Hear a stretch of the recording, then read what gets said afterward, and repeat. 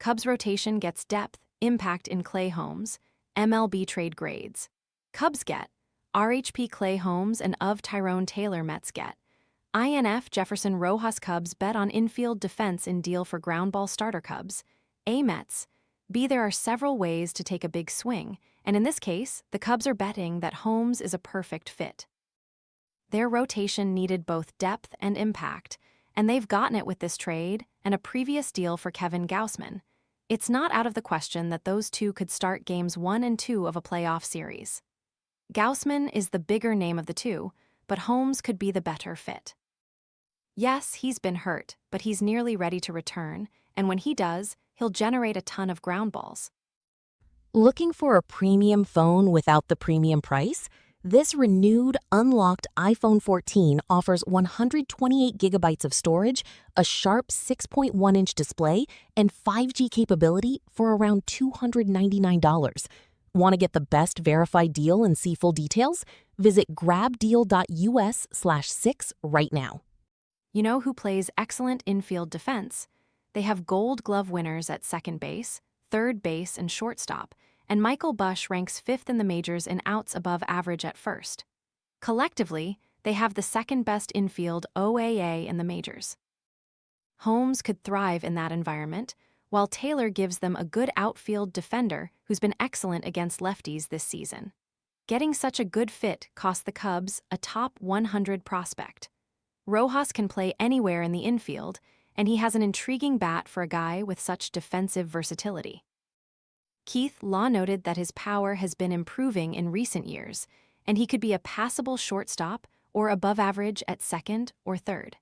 That's a good amount of upside for a couple of rentals. Chad Jennings' advertisement Holmes' twisting journey leads him back to NL Central Cubs, B+ Mets. The stats say Holmes is a frontline major league starter.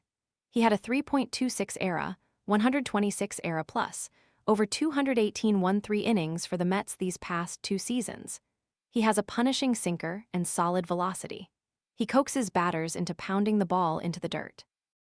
Because he's almost certainly going to opt out of his $12 million salary for next season, he's a glorified rental.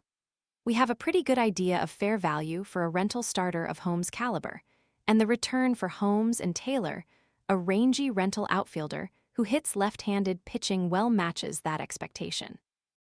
Rojas, a 21-year-old infielder, is ranked number 61 on Keith Law's midseason prospect ranking.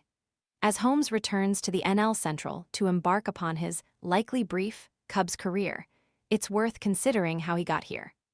Holmes was a failed starter in the Pittsburgh Pirates system who finally cracked their major league roster in bulk relief in 2018.